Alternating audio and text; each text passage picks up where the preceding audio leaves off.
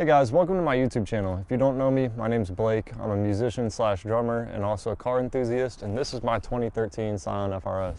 Recently on YouTube, I've pretty much just been posting random clips of the car and not actually what I do, and I've always wanted to make videos about what I've done to this car in the past 2.5, 3 years that I've owned it. I guess you could say it's slightly modified.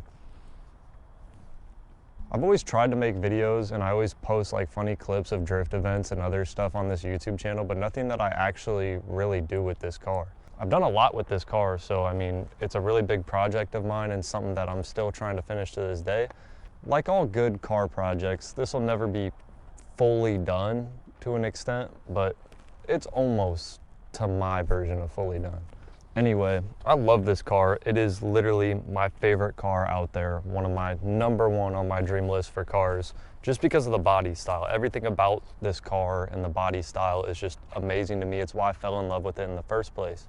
Minus the fact that obviously it's slow, but it is probably one of the most well-balanced drivable cars out there.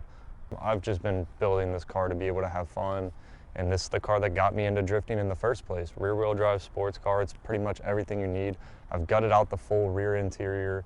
I made this thing into almost a full-on race car at this point. So let's just get straight into this video and pretty much the whole progress on everything I've done on this car in the past 2 years and pretty much where I've started and where it's at now.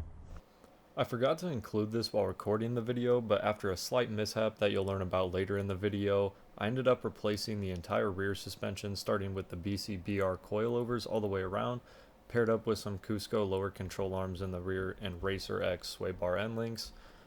Eventually I realized I was already so far into the suspension, I was just like, why not replace everything else? So that's exactly what I did, and I got myself some billet knuckles and upper control arms and toe arms from Part Shop Max, better known as PBM, to finish up the whole rear suspension and get it looking all nice. So pretty much I bought the car back in November of 2022, I believe it was. When I bought the car, it was completely stock. 2013 had full stock interior. Everything on the car was completely original, nothing ever done to it. So as performance-wise goes with this car, it's nothing too crazy. It's a fully NA engine, so no turbo, no supercharger. I have a full catless exhaust and a cold air intake, so nothing crazy there, and just stage 2 tuned through EQ Tech. The tune I'm running right now is the same tune that you might have seen on my first ever shorts video on this channel, which was the Delicious Tuning Stage 2 tune. With that tune, I'm making around 220 to 30 horsepower on the stock motor, but that's to the crank. I have no idea how much it is to the wheel, actually. And those are all just estimate numbers. I could be completely wrong, but that's what it's supposed to be making, and that's what it feels like I'm making. And everybody was always asking me, oh, what exhaust setup were you running? What tune were you running? And that's literally everything to the engine that's done. As far as the exhaust goes, they're discontinued open flash tablet V1 headers, the OFT headers. So it's the OFT V1 headers and overpipe. Then it goes to a Motive Concepts catless front pipe.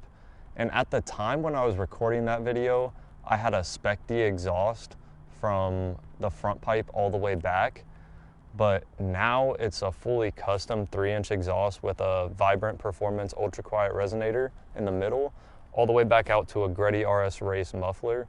So I've gone through multiple exhausts because of how strong the tune actually is with the pops and bangs, and I've just blown through mufflers, blown through resonators, always clogging up the resonator. Even right now it's clogged a little bit and it's holding back power from the car, so I'm not getting the full torque and power from the car. But that's just something I've been dealing with the tune forever now, and I'm about to get the exhaust re-welded to have hopefully the final version of the exhaust, and I won't have to remake another one. So on the outside, I'm running the Rocket Bunny V2 kit. It is a rep kit made by VS Aero, which is a company that makes reps of all the famous kits for any car you could possibly imagine. And honestly, working with this body kit, I would say is probably the best rep company I've seen. It's all plastic reinforced fiberglass. I think the biggest regret I have about doing the Widebody kit is just I didn't prep the panels. So there's very minor imperfections in the fiberglass. But other than that, the body kit looks amazing, especially for a rep company and for a fiberglass body kit to fit as well as it did and not have to do so much prep and molding to get the body kit on. I'd say this is one of the best rep companies out there.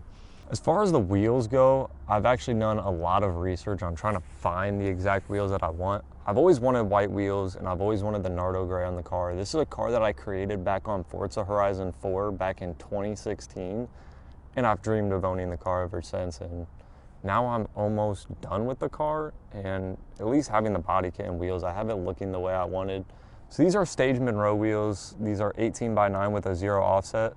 In the front, I'm running a 15mm spacer that is an adapter from 5x100 to 5x114. And then in the back, we are running a 20mm spacer, I believe. So it's pretty much flush in the front and a little tucked in the back, just for that kind of drift car fitment, if you will.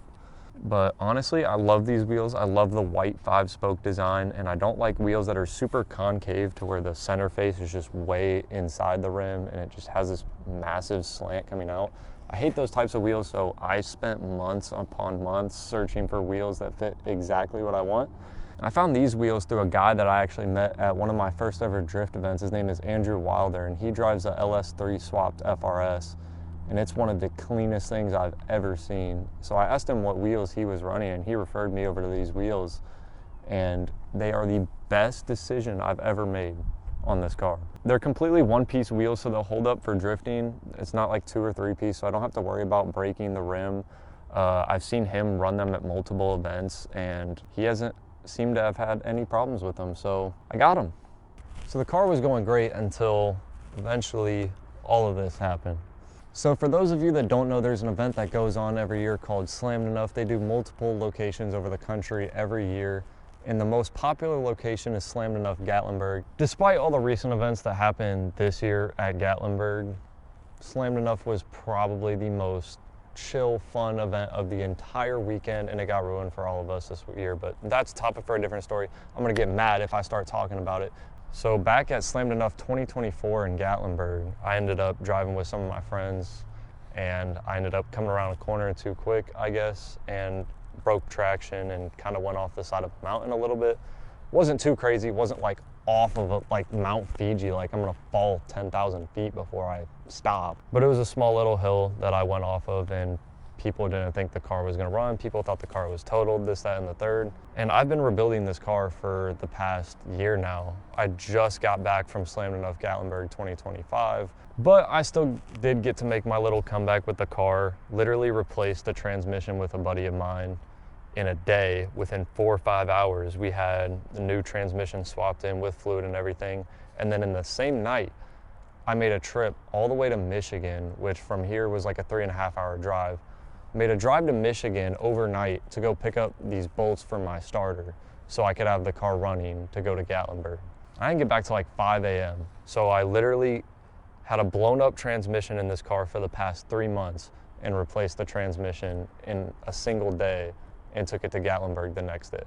But honestly, the damage isn't too bad. Like, all I really need is new fenders on this side. I might keep the door because it does kind of give it that drift car character of just like kind of tapping the door and stuff. It's gonna get damaged at one point or another, but I wanna get the car back to looking how it used to. So as far as the inside of the car goes, it's nothing super crazy, but at the same time it is. So the full rear of the car is gutted with the Brom roll cage in the back. Up front, we have the Energy Prisma bucket seats with the NRG harnesses as well. It is a 5-point harness, but right now I just have it hooked up as a 4-point, so 2 on the sides, 2 on the shoulders. And then for the steering wheel, it's a Sparco RS220, I believe, or maybe the R220, and then paired up with the NRG quick release as well. As of right now, I'm currently trying to test fit a hidden handbrake in the middle, so I kind of have the whole center dash torn apart and have it out of the car right now. So it's kind of bare. I also did just do the transmission work, so this is still all torn apart from that as well.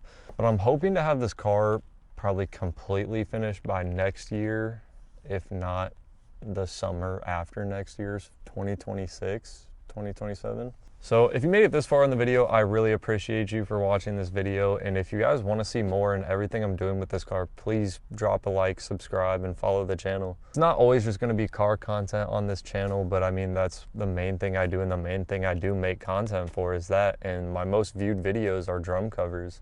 And if you want to go see every step of the way that I have done with this car, you can also go follow my Instagram, which will be linked down below. It's also fake GT86. All right, I'm done with this video. Hopefully that's enough. If I need to make an outro, I'm gonna do a voiceover of it, and I can't get my fucking steering wheel off. Oh, this is gonna hurt so fucking bad. Yo, got my finger.